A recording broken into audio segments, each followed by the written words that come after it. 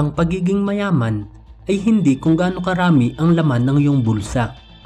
Hindi rin ito kung gaano karami ang iyong ari-arian. Sa halip, ang tunay na kayamanan ay sinusukat sa dami ng laman ng iyong kalooban. Itapon mo ang mabubuti at pulutin naman ang masasama. Itapon para makuha ng iba at pulutin upang di na mapakinabangan pa. Halika't magbalik tanaw tayo sa kwento ng taong minsan ang nakipagsapalaran sa buhay. Lumaki sa kaabahan ng buhay at naging laman ng lansangan para lang mabuhay. Ngunit pinapangiti pa rin ang ating mga tahanan at kailanman ay punong-puno ng mga wika at gawang naiiwan sa kalooban ng bawat nakakatanggap nito. Maging masaya ka kung anong meron ka habang ginagawa mo kung anong gusto mo. Ang kwento ng mga pagsisikap at tagumpay ng pinakamayamang pangalan sa showbiz, Ernesto Fajardo, o yung tinaguriang Don Pepot, ang taong laging galit. Pero kung bago ka pa lang sa ating channel, pakipindot na din po ng like, subscribe at bell notification button para palagi kang updated pag may mga bago tayong kwentong kagaya nito. Isinilang sa bayan ng Malabon sa Rizal noong ika-6 ng Nobyembre taong 1933, si Ernesto Fajardo ay mas nakilala din ng lahat bilang si Don Pepot noong kasagsagan ng kanyang kasikatan. Lingid sa kaalaman ng karamihan na ang nakilala natin sa pangalang Don na taguri sa mayayaman ay laki pala sa hirap. Mas mahirap pa sa inaakala ng iba. Dahil pagkatapos ng digmaan, si Ernesto ay minsan nang naranasan ang pagtitinda ng mga dyaryo at ice drop sa mga lansangan. Nagtrabaho din siya sa ilalim ng kainitan ng araw bilang construction worker. Dekada 60 nang mapasama siya sa isang grupo ng mga manlalakbay na nagtatanghal sa mga probinsya tuwing may mga piyestahan. Doon niya unang nakilala at nakasama si Serapin Gabriel, o ito yung mas nakilala din ng lahat bilang si Apeng Daldal, na ipinapalagay naman na siyang nakadiskubre at naging mentor ni Ernesto.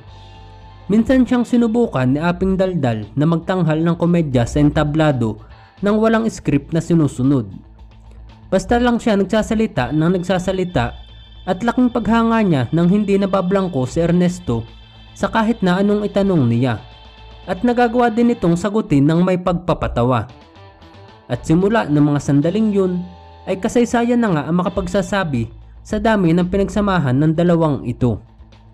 Si Ernesto ay nakilala sa mga stage shows, mga game shows, nag-DJ din siya sa radyo at maging sa pag-host sa telebisyon na siya namang kanyang mga naging naunang propesyon bago pa niya pinasok ang paggawa ng mga pelikula.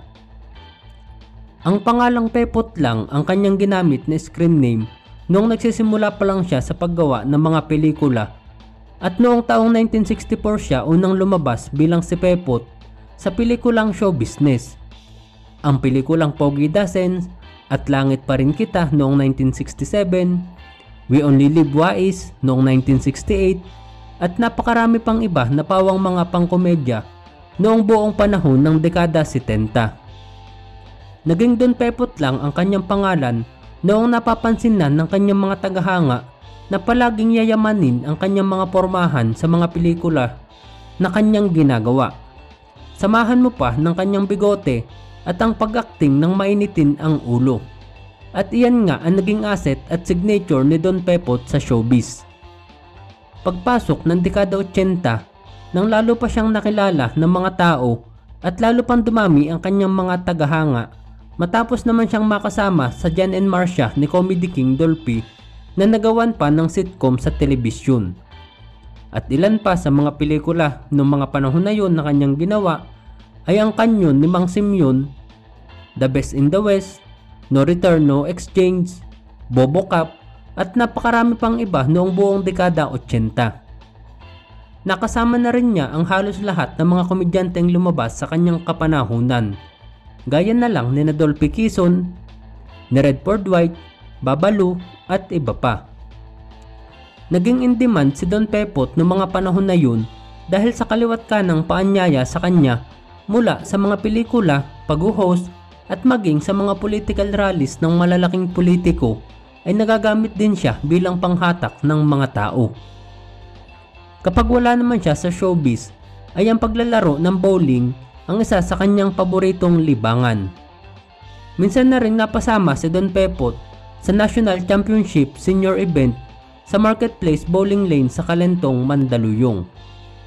Nagpatuloy pa siya sa pamamayagpag noong dekada 90, ngunit sa paghina ng pelikulang Pilipino simula noong mga huling bahagi nito, samahan mo pa ng pagkakaroon ng edad, si Don Pepot ay nagsimula na ring mabawasan ang kanyang mga proyekto.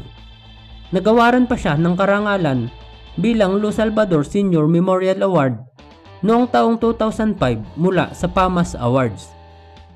At dahil nga sa paghina ng industriya, nagtungo si Don Pepot sa Amerika para doon manirahan dahil na rin sa paanyaya ng kanyang mga anak sa lugar na yun.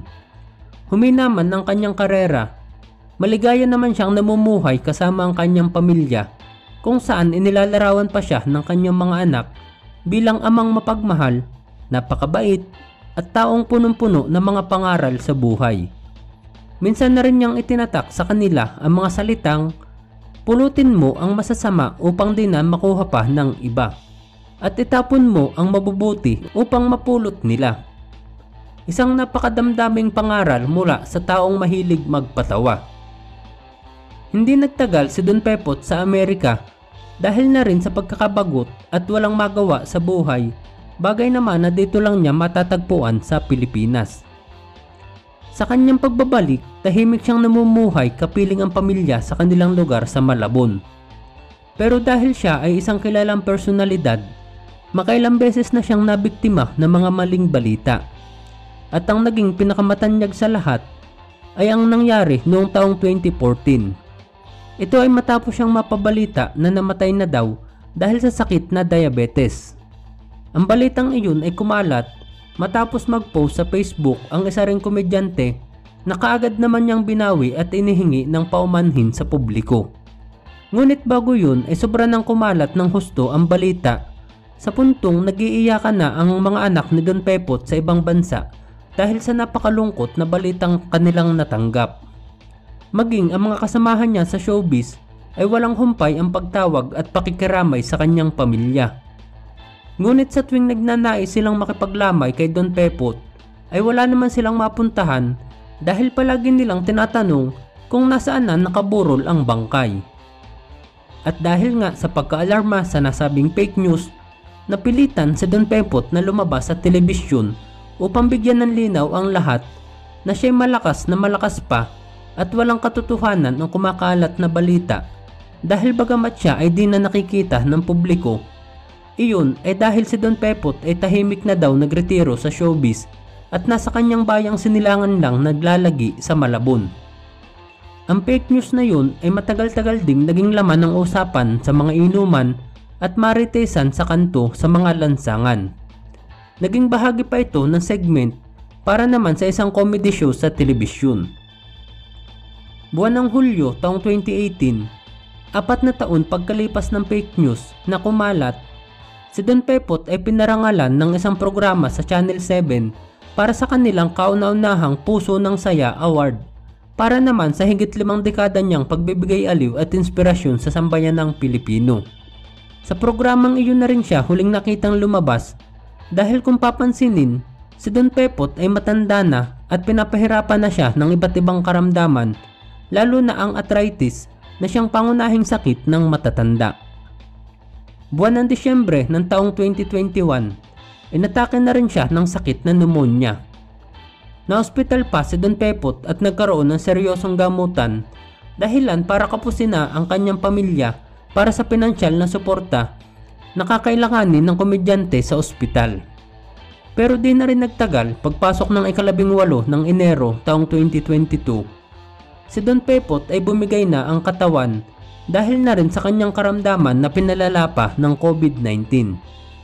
Si Ernesto Pajardo o si Don Pepot na minsan ang tinaguriang ang mayaman na palaging galit ay pumanaw sa edad na 88 taong gulang. Siya ay nakagawa ng daang-daang mga komedyanteng pelikula sa kanyang kapanahunan na ikinalungkot ng karamihan Ang pagiging mayaman ay hindi kung gaano karami ang laman ng iyong bulsa. Hindi rin ito kung gaano karami ang iyong ari-arian. Sa halip, ang tunay na kayamanan ay sinusukat sa dami ng laman ng iyong kalooban. Ikaw kaibigan, kaya mo bang pulutin ang masasamang gawa para lang itapon ang mabubuti? Kaya mo din ba itong pulutin upang di na makuha pa ng iba? Maraming salamat sa iyong pakikinig kaibigan. Hanggang sa muli. Paalam!